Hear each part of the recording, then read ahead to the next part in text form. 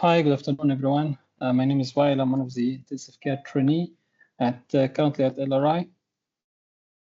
So what we need to speak about today about the management of asthma from the intensivist point of view. I'm not going to speak about the physiology or pathophysiology of asthma, but we'll talk about the clinical management of asthma patient, especially when it comes to intensive care unit. So first of all, I think we all knows about this British Society of British Thoracic Society about classification of asthma.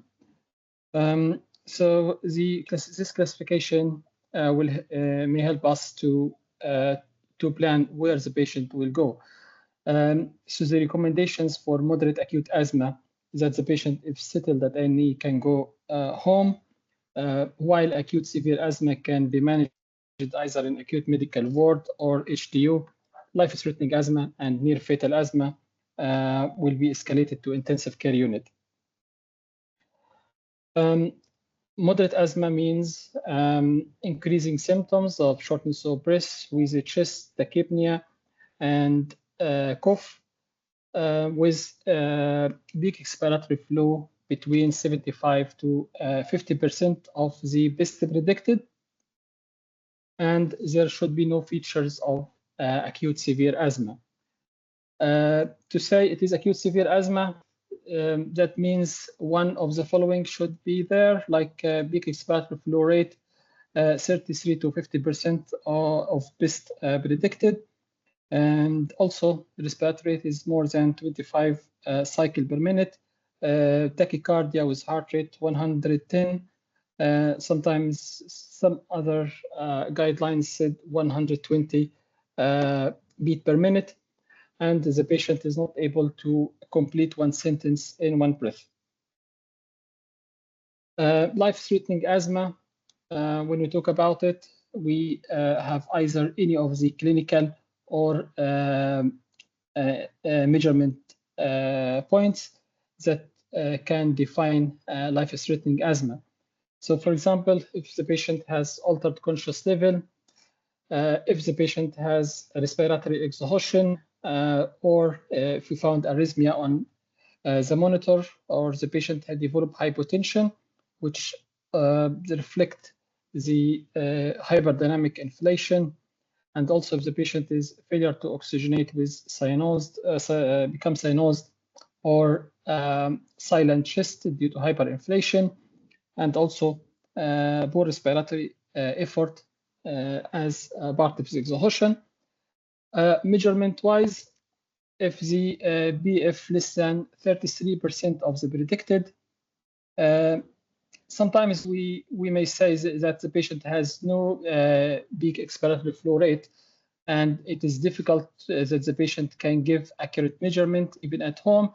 If we manage to perform it at A&E and we found it less than 100, it is considered as life-threatening. Saturation of 92 or below, partial pressure of oxygen of 8 or below, and carbon dioxide could be normal between 4.6 to 6. And last one is near fatal asthma. When the carbon dioxide raised and the patient required mechanical ventilation, and also we may find that raised inhalation pressures reflected by high peak inspiratory pressure, development of autobeep, and also dynamic hyperinflation on the ventilator. And these are a table which showed some of the features of different types of asthma. So when we talk about moderate acute asthma exacerbation, we talk about speech. The patient is able to complete full sentence, and the patient respiratory rate is increased, but not to the degree that define acute severe asthma. heart rate would be increased as would be normal. Peak expiratory pressure will be decreased, but more than 50% of the best or the predicted for the patient age and weight. Also, oxygen saturation is more than 92, and the patient would be conscious with normal or low CO2. And the signs that we can find is the cough and wheezing, while acute severe asthma will a bit more worsening of these symptoms, that like the patient just a couple of words in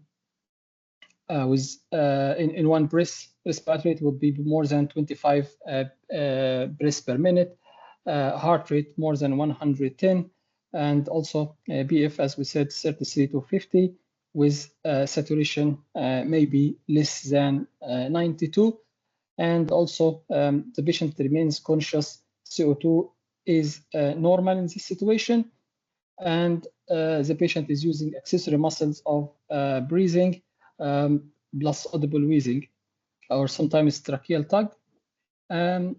Life-threatening asthma, the symptoms will get worse, so the patient may have silent chest, not able to talk at all, gasping breath sound, bradycardia, which is a sign or of a pre-arrest, peak expiratory flow less than 33, and the patient may desaturate.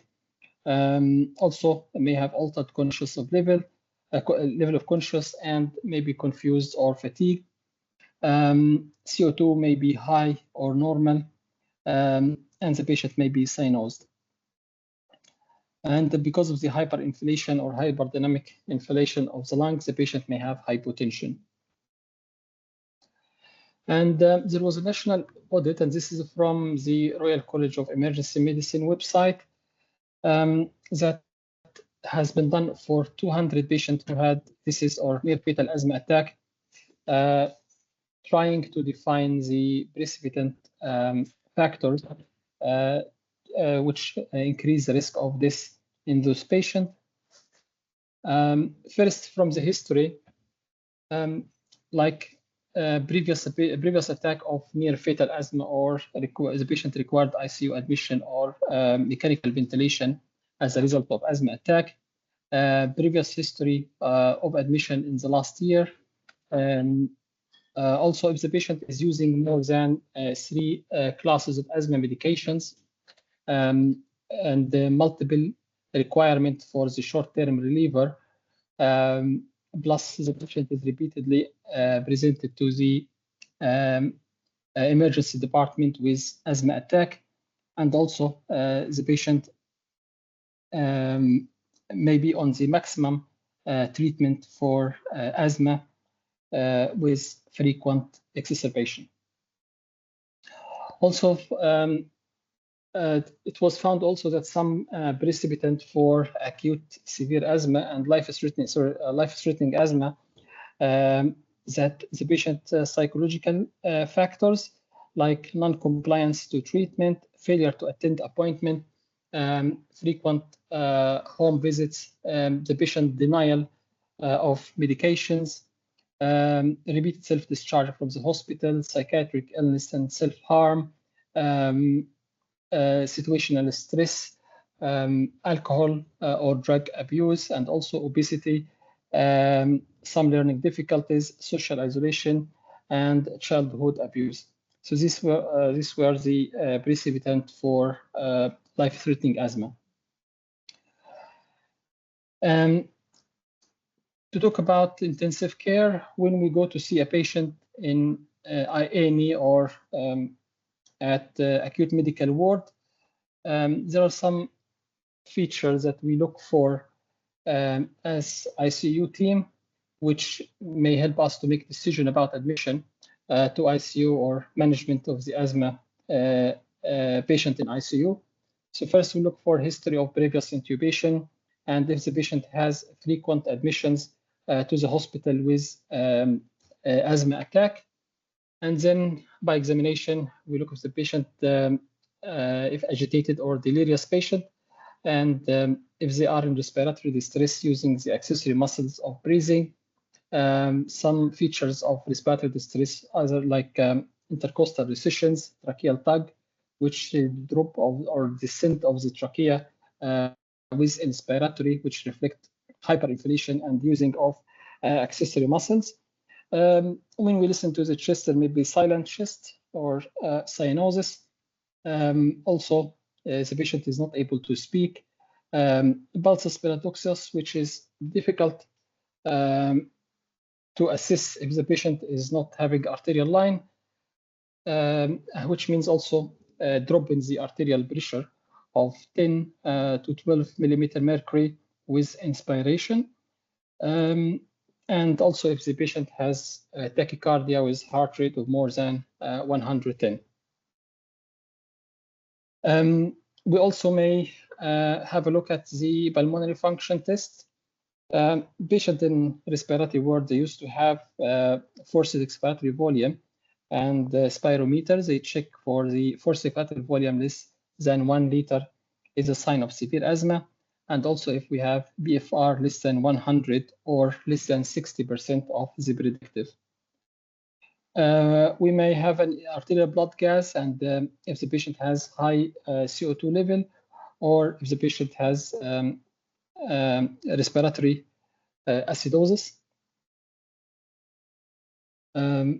So at this point, the high CO2 is a reliable marker that the patient respiration is failing and may necessitate intensive care admission. When we talk about intensive care admission, there are some features that will prompt us to request or to plan for admitting the patient to ICU, like if the patient developed respiratory arrest, which is an emergency situation that need to interfere and take the patient to ICU. If the patient has delirium or dropped his conscious level, or if developing arrhythmia, and also if there is evidence of ongoing myocardial ischemia. One more thing that we need to know about the physiological consequences of bronchospasm. So as we all know that the asthma is an airway disease, which with tight airway secondary to bronchospasm, bronchial wall inflammation, and lots of secretions. So we have something called dynamic hyperinflation. And dynamic hyperinflation means because of the bronchospasm, because of the secretion, there is air trapping. Air trapping will cause high pressure and also may lead to drop in the high pressure inside the alveoli, which increase the intrathoracic pressure, and that's reflected by the pulsus paradoxicus with the drop in the arterial blood pressure during inspiration. Also, a reduction of the cardiac output, reduction of the venous return, which causing hypotension, increased the right ventricular afterload and heart failure. Also, dynamic hyperinflation can cause barotrauma, reflected by pneumothorax, which we may look for a complication of asthma when we see a patient or assessing any patient with acute severe asthma for ICU admission. We may look for X-ray evidence of pneumothorax. Dynamic hyperinflation also will be reflected as impaired ventilation. So the tidal volume will drop and the CO2 will increase, and this will result in respiratory acidosis.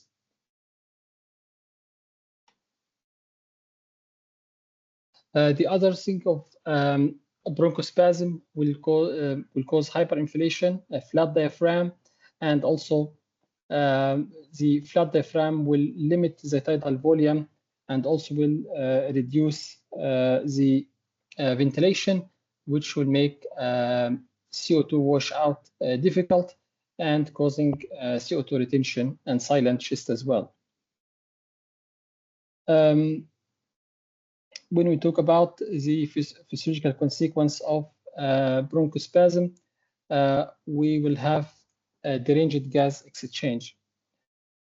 As we know that the asthma is associated with mucus plugging and hyperinflation. So normally this should divert the oxygen toward the well-ventilated alveoli, but in asthma it is a bit complicated because the most of the alveoli are hyperinflated, and with the mucus plugging and hyperinflation compressing the other alveoli makes it worsening of the VQ matching. Also, the perfusion of the lung will be impaired by the development of the autobeep.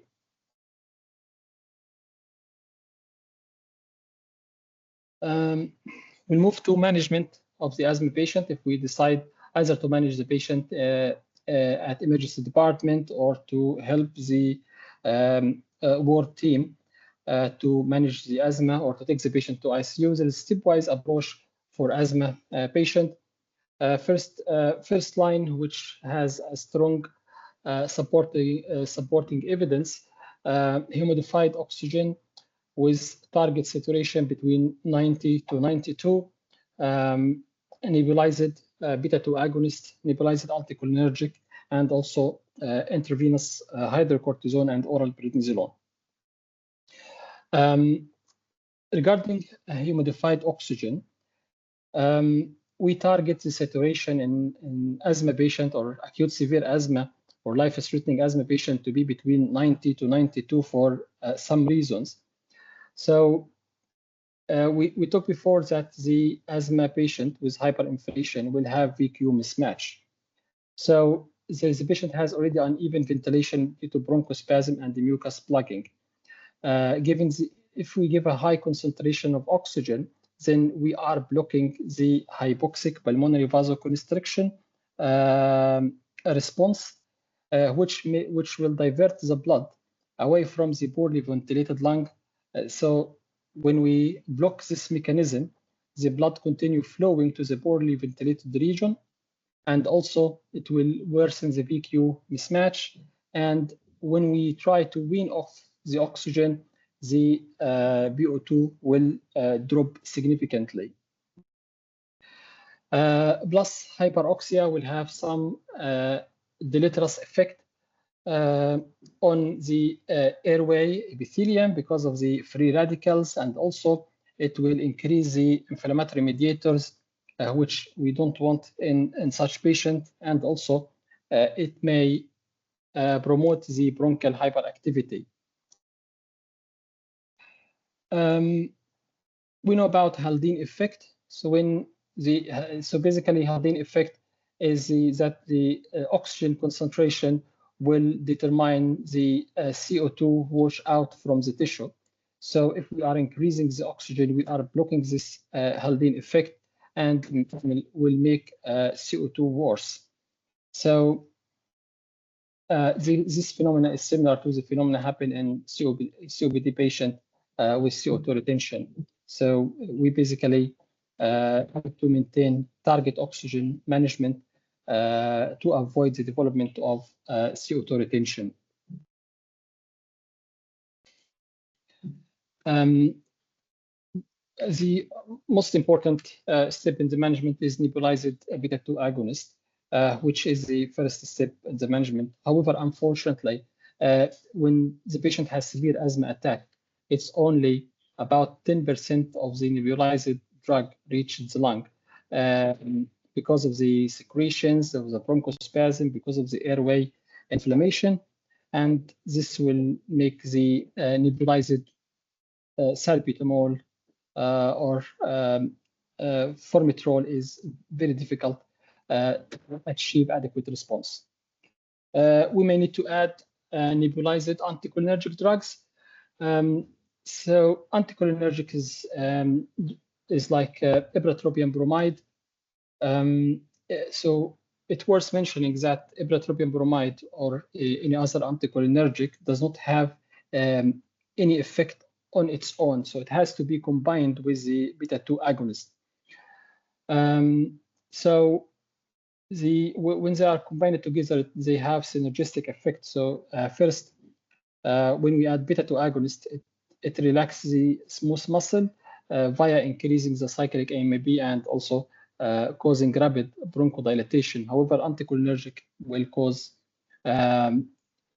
blocking the vagal mediated bronchoconstriction and reduce the mucus secretion and also prevents the reflex bronchospasm.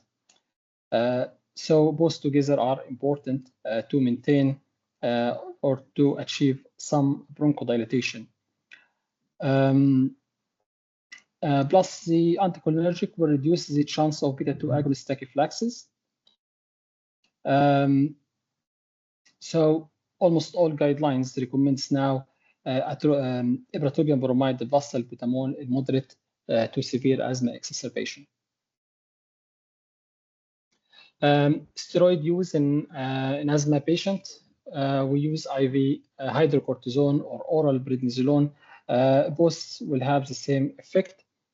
The benefit of those two medications, first, they reduce the IgE-mediated inflammatory response, and also they increase the responsiveness of the smooth muscle to the beta-2 agonist and reduce the mucus secretion. Second-tier therapy with weak evidence.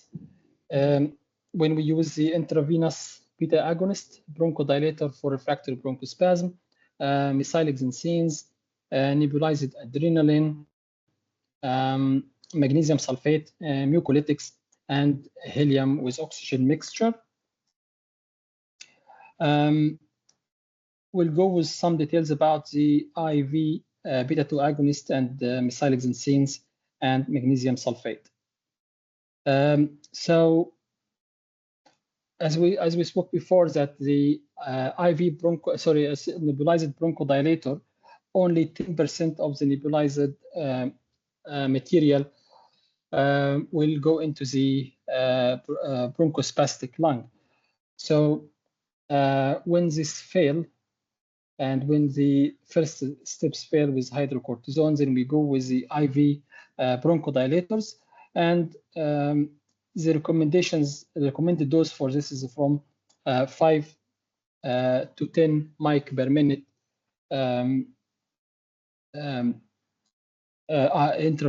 intravenous infusion.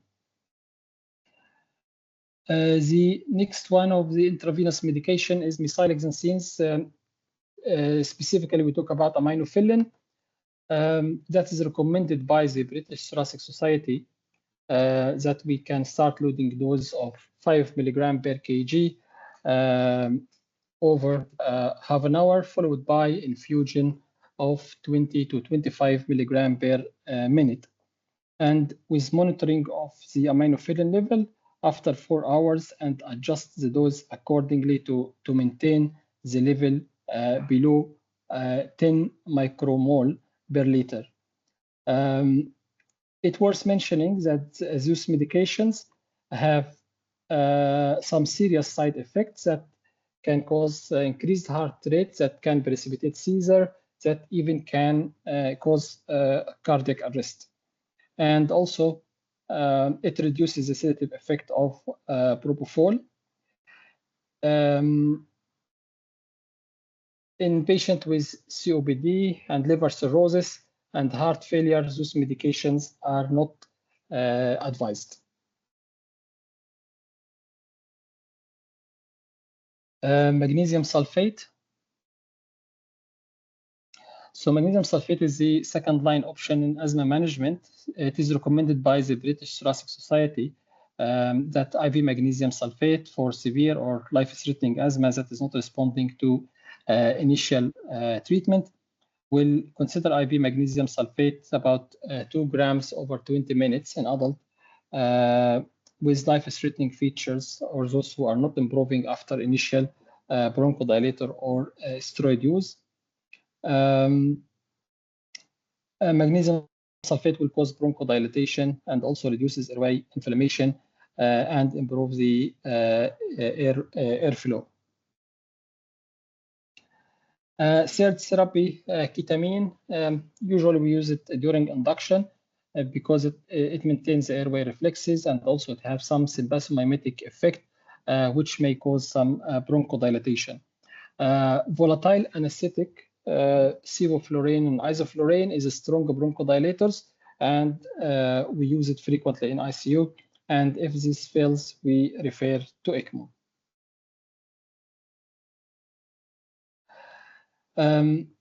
We'll go back to intubating a patient with asthma.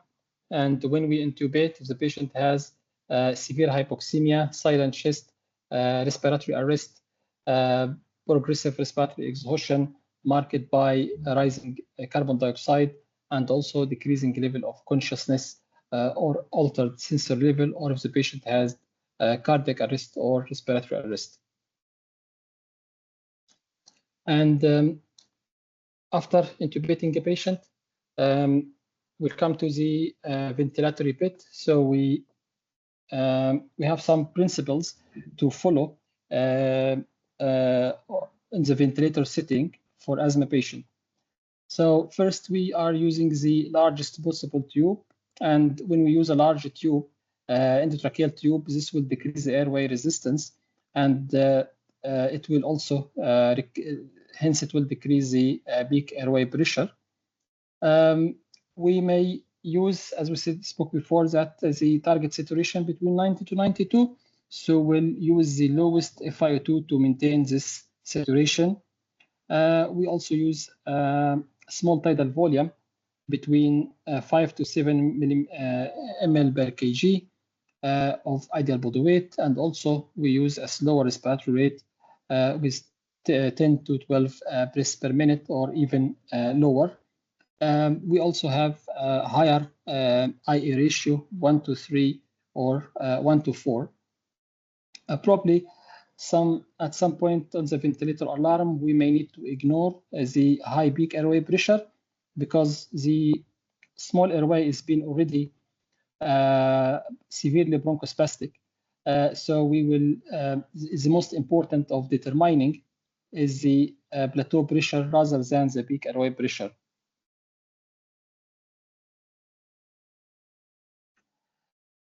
Also, after intubation, we use a heavy sedation because this will enable us to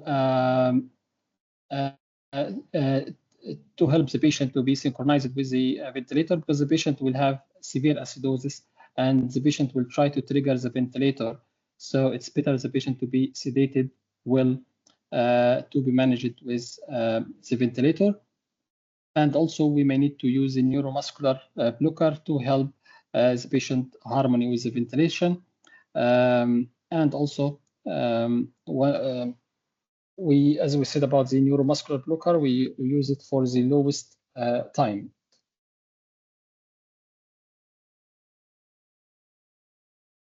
In terms of volume controlled or pressure controlled ventilation, there is no straightforward evidence that says volume controlled or pressure controlled. However, the preferred one for the asthma is the volume controlled, because like in volume control, it allows low flow to generate a low peak airway pressure. However, if we try to use pressure controlled mode, the bronchospastic airway will already keep alarming the ventilation, and the pressure will be reached without achieving a volume, and the patient will not be ventilated well. When we talk about the setting of the ventilation for the PEEP, we use the minimal PEEP. We don't usually put any PEEP initially when the patient is completely asleep, to allow or to prevent development of auto beep. So usually we start the beep on 0. And when the patient start to initiate the ventilator, we may put a small amount of beep to counter the intrinsic beep. This and helps the patient the ventilation. This is when the patient start to take a breath. And we mentioned before about the plateau pressure. So we need to keep the plateau pressure at about 25 or less. So and we keep the plateau pressure below 25 to avoid dynamic hyperinflation. We can recognize the dynamic hyperinflation by the either on the monitor. We can look at the CO2 and see the CO2 appearance of the CO2, or looking at the flow waveform on the ventilator. We will notice that the waveform is not reaching the baseline or the zero line. At this point, that means the patient is developing dynamic hyperinflation. We can measure the plateau pressure during inspiratory hold maneuver. And if plateau pressure developed, so we may need to put the beep at 0, or another maneuver is being practiced. It's called a status asthmaticus hug, when we disconnect the patient from the ventilator and manually decompress the chest. Usually, if this is successful, we will find that the mean arterial pressure on the monitor have increased, and also the central venous pressure may fall. And this is because when we decompress the chest, it is already hyperinflated and causing hemodynamic or reduced venous return. So once we successfully decompress the chest, the venous return will improve, and also the central venous pressure will improve. So that was any question?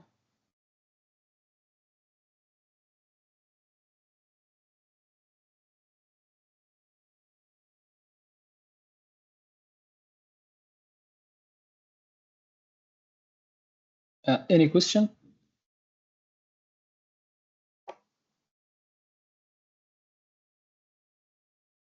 Well, not a question, but a word of warning, really, to everybody. Acute severe asthma and life-threatening asthma, if you get to the point of needing to intubate them, often they arrest after induction.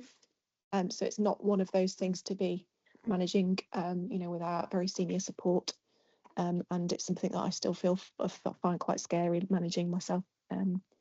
Seen a couple of really nasty patient outcomes around acute severe asthma at the point of intubation. Yeah, I think it's Jenny. yes. Yeah, I've seen patient before that they just arrested after induction, and some of them they don't achieve good ventilation, and probably consultant involvement is important in this patient. When we been at Glenfield, the consultant, when we told him that the asthma patient is not improving in the respiratory ward, and he came right away. So I think it's frustrating to have the life-threatening patient with life-threatening asthma patient. Yeah. Yeah, intubation is an absolute last resort. It's it makes everything worse because the main problem is expiratory flow limitation. They have to do active have to expire actively. That's why they have such distinctive kind of tripoding and stuff, because they're trying to actively breathe out. As soon as you stop them, as soon as you paralyze them and induce and put a tube in, they can't actively breathe out anymore. So the dynamic hyperinflation gets worse, and the intrathoracic pressure gets really high really quickly, and they just arrest. And yeah, Mike said bagging for desaturation. The nurses will frequently disconnect and start bagging a patient if they are if they're a bit hypoxic. The trouble with that is that you have no idea what pressure you're delivering as soon as you bag, once you put them on the water circuit. So it's dramatic. Conversely, though, disconnecting the patient and squeezing them can actually be quite helpful if you're concerned about dynamic hyperinflation. So you may see that done occasionally as well. But yeah, Will said that in his thing. Did you? Sorry. Yeah. It's there. You have to. Sorry. Yeah, I think, Dr. Whiteman told me about this before, and I couldn't imagine it until I saw it in video on YouTube, and also I looked for it. It is well-known practice. Yeah. It is a thing. You don't want to have to do it, but it is a thing. Yeah.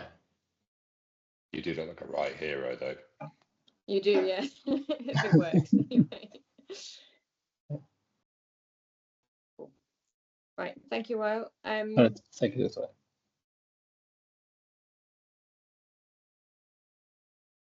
I'm going to present a trial called the Navigate trial. It was presented in the British Journal of Anaesthesia, February this year. Early non-invasive ventilation in general wards for acute respiratory failure. It was international, multi-centre, open-label, randomised trial. All good words. We're going to start with. Come on, go. So we're going to talk about some things. We're going to start with the bottom right hand corner box, the takeaway message that everyone wants to know. Then we're going to go through the background and all of the reasons. And then if you would like to indulge me, we're going to go on a little preach through why I think that bottom right hand corner box is nonsense. Navigate trial concluded the answer that regular short periods of non-invasive ventilation given to patients on general or respiratory wards who have mild respiratory distress decreases their progression to more severe respiratory distress, respiratory failure. So having a bit of NIV early stops you going into respiratory failure. Now that sounds wonderful, and they showed that that's very achievable on general wards, but I'm not so certain. So we're going to talk about the trial. Clinical context, acute respiratory failure is very common, so this is relevant. And non-invasive ventilation is first-line therapy for many conditions. COPD, cardiogenic pulmonary edema, all go there. When we look at most of the trials of non-invasive ventilation, they're also looking at more severe respiratory failure, and non-invasive ventilation outside ICU is quite uncommon throughout most of the world. And for many conditions, it's considered like contraindicated, like pneumonia, asthma. We say it's not an appropriate therapy because it leads to delays in intubation. Yet it is something we often do on intensive care units. And as we went through COVID, we used it more and more. Also, it all fits as logic that prevention is better than cure. So early non-invasive ventilation might, if it prevents things getting worse, sounds like a brilliant idea. So all in all, this sounds like a good idea to trial. And it was pretty well put together. So international study, multi-centres. So it ran for a long time, so May 2012 to July 2023. It was mostly in Italy, but there was a Greek and a Kazakh hospital, and it was all on general respiratory wards where nursing ratios were like 1 to 11 to 1 to 15 and even lower at night. So proper like normal ward ratios. It was randomized by blocks in sites to either non-invasive ventilation or usual care. And they'd done a sensible sample size calculation where they wanted 520 patients to detect a 10% difference in progression.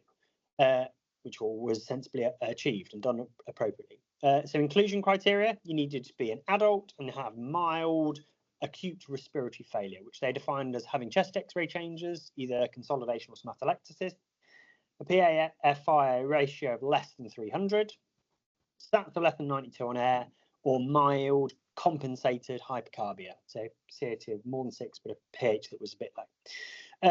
Or clinical signs of respiratory distress on air, from which they said that was dyspnea, use of accessory muscles, or paradoxical thoracoabdominal warm movement, and that was on air. And this is important because this clinical signs of respiratory distress comes up over and over again in slightly different guises as we go through it.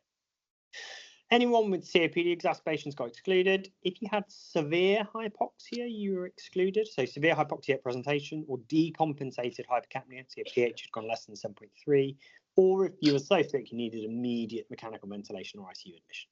So they were deliberately targeting mild respiratory failure. Their intervention was that you got pre-prescribed 2-hour cycles of NIV every 8 hours for at least a day and up to 12 days. And it's delivered mostly as CPAP, so about 75% got CPAP, but if you had hypocapnia, you could have some BiPAP. And mostly it was relatively low pressures, sort of 5 to 8 centimetres of water. In both groups, you were allowed oxygen titrated to SATs between 92 and 95%, diuretics, antibiotics, and anything else necessary for treating the underlying cause. You also got a daily review by an anaesthetist or someone from the critical care team, which I would argue is not standard care for anybody, but nevertheless, that was part of it. And if you reached your primary endpoint, which we'll talk about in a minute, any group could receive NIV as a therapy. Data was collected by trained investigators that were separate from the delivering clinicians. They got 3 times a day evaluations, and they were excellent in their follow-up and data completeness. Primary endpoint was the progression to severe respiratory failure. So when you'd presented breathless on air with some hypoxia, did your hypoxia get worse and you develop a PaFi2 ratio of less than 200? Decompensated hypercapnia, so your pH deteriorates, or severe clinical signs of respiratory distress, which is pretty overlapping with their signs of respiratory distress, all the same symptoms, but the fact that it was still present on oxygen therapy. And I'd argue those are pretty overlapping and a bit subjective. There were other primary endpoints. So if you needed intubation, or if you needed ICU admission, intubation and ventilation for respiratory failure, or death for respiratory reasons, those were an endpoint. However, the endpoints were ranked. So as soon as you met one of them, you left, like you were allowed to open any therapy.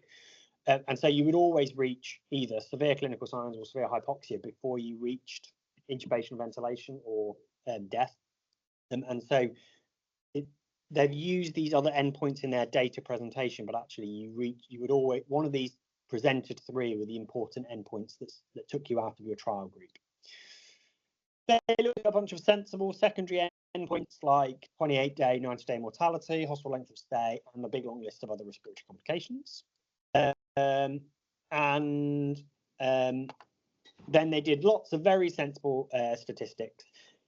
Their statistics were done on intention to treat rather than, and then it was all done, the analysis was as per protocol. So anyone that had protocol violations were not analysed. And so their data was on patients that had followed their protocol appropriately. They also didn't do any making up of missing data, but their data completeness was very good. So it was good statistical analysis. Key results. So their population, they screened over 1,000 patients. They randomised about the right number according to their calculated study size. But because there were 60-ish people who didn't receive protocol appropriately, they only analysed 472. Baseline characteristics, groups were very well matched for age, gender, ethnicity, comorbidity. Of note, very Caucasian patient group, 90+% Caucasian patients, of a reasonable sort of cohort that would be applicable to us. It was 43% women, age was mostly in their 70s, they had normalish BMI, like not particularly high, not particularly low BMIs, and they had a raft of comorbidities. So I think reasonably representative of patients we might see.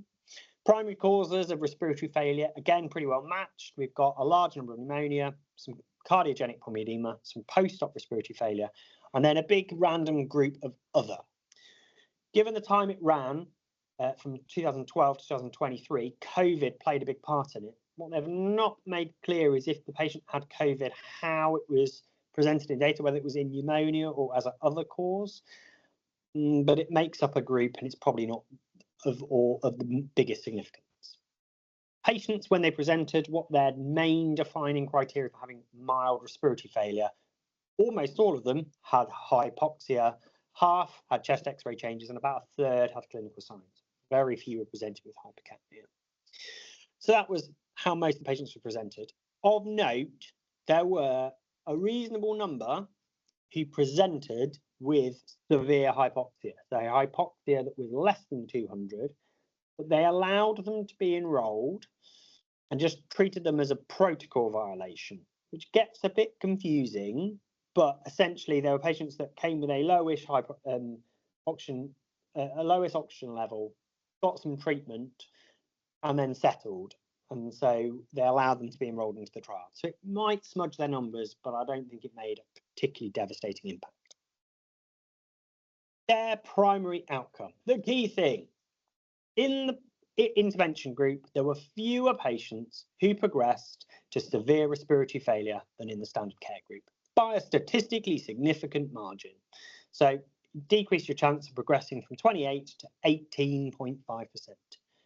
And that decreased the likelihood of developing clinical signs of severe respiratory failure, and severe hypoxia didn't really make a difference to severe hypercapnia. The bar graph is the same data, but presented graphically. But importantly, it only shows the worst endpoint the patients reached. So they clearly have defined their endpoints in an ordinal manner, with death being the worst, seems fair, intubation being next, severe respiratory distress being of more profound consequence than severe hypoxia. And if you look at the group, the clear difference there is that there are less patients who have developed severe respiratory distress, and there must therefore be a massive overlap in the clinical signs group and the severe hypoxia group. We'll move on. This will get revisited. Obviously, most of the patients met lots of criteria at the same time. Secondary outcomes. There were no differences in hospital length of stay, 28-day mortality, 90-day mortality, ICU admission, mechanical ventilation, or intubation for respiratory distress. What there was a significant difference in is prolonged non-invasive ventilation.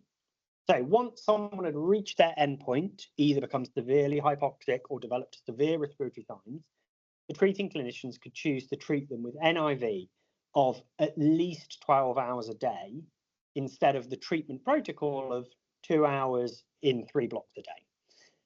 And that was a statistically significant difference in the other direction. There were 23% of people in the non-treatment group and 11% in the standard care group. We'll be back to this. Complications. Complication data was matched. There were a similar number of effusions, atelectasis, hospital-acquired pneumonias, rates of intubation, rates of ARDS, rates of pneumothorax tracheas. Importantly, it didn't cause a significant increase in pneumothorax, and it gives a nudge towards there being less atelectasis in the protocol group, but it's not statistically significant. They were also matched for other non-respiratory adverse events like vomiting, nausea, cardiac arrest, respiratory arrest, and hemodynamic instability due to the NIV. So it seems like the non-invasive ventilation wasn't having significant negative effects on these patients. So, critical appraisal.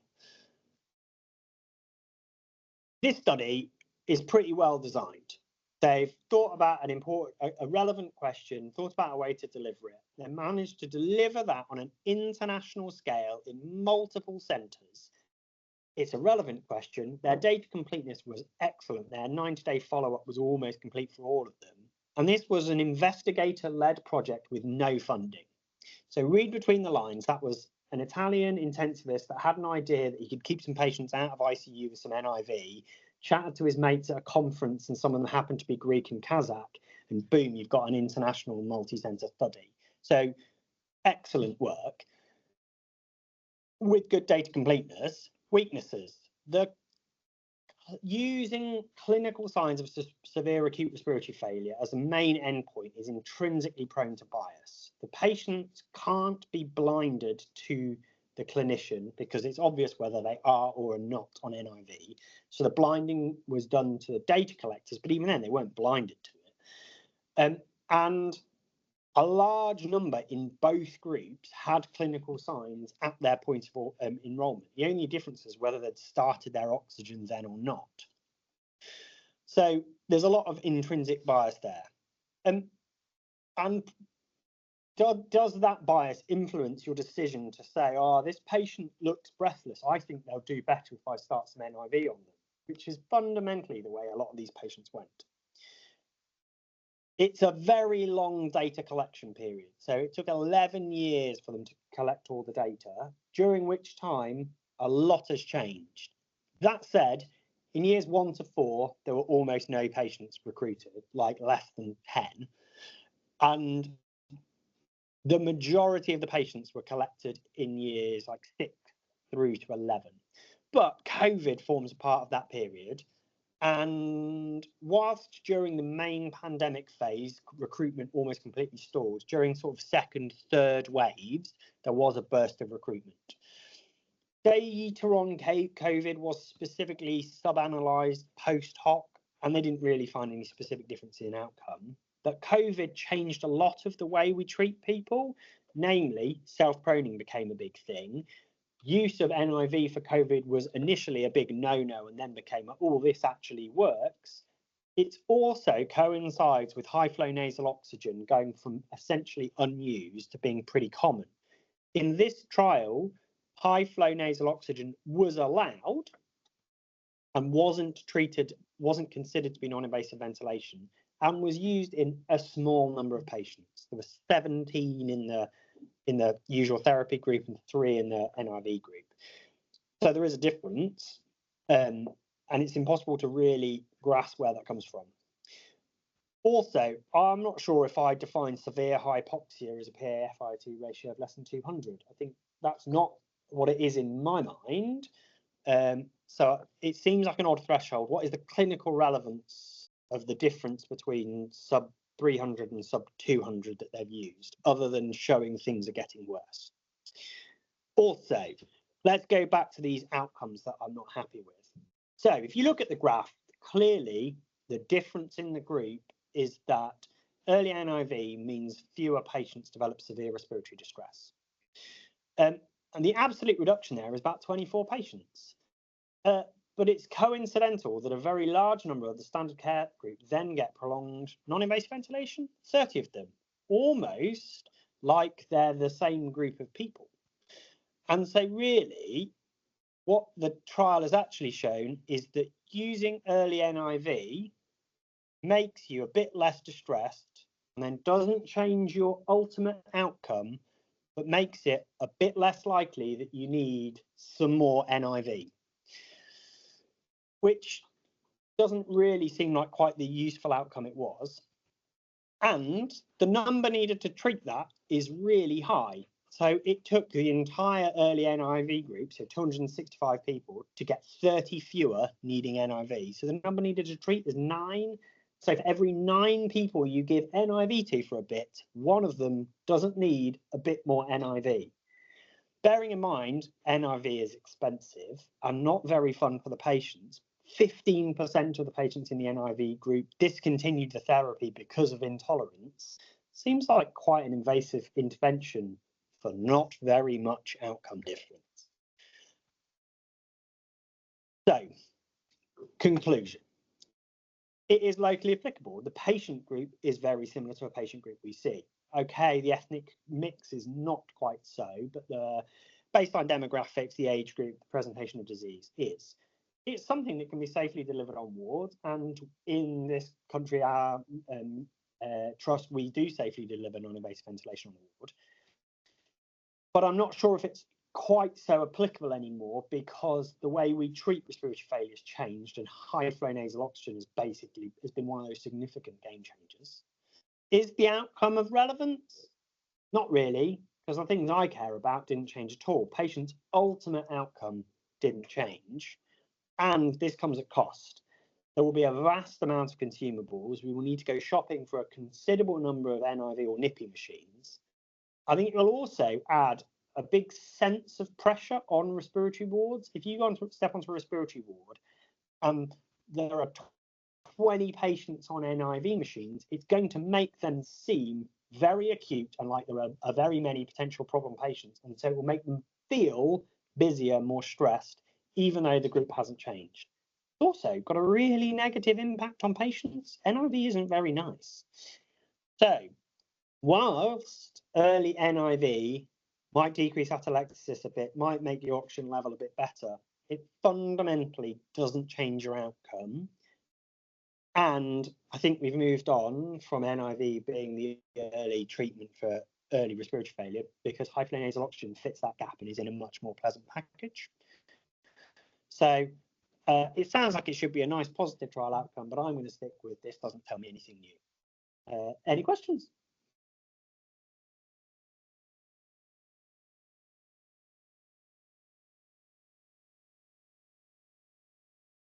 Thanks, Richard. I was at critical care reviews last year when they presented this, and I've just looked what I wrote in my notes, and I've written not very practical at the Royal, because the only places that can do NIV at the Royal, unlike the respiratory wards at Glenfield, it's ACB or ICU. So we do bring patients up and stick them on ICU, stick them on NIV on the unit sometimes, but and sometimes they do avoid intubation. But we tend to bring up the ones that we would escalate on. And I don't think this changes. Yeah, and I think that's what we know, that this isn't really actually changing the long-term trajectory. It's just that group that were mild and were probably going to get away with a bit of NIV anyway, still do. And the group that were going to get worse and needed a tube probably still do anyway. And I still think that if you would give them a tube and they look like they're going to need it, NIV's fine in an intensive care unit where you can do that when they look like that's what they need. Yeah, I don't think it avoids ITU admission. It might reduce degree of organ support potentially, but I don't think it avoids admissions.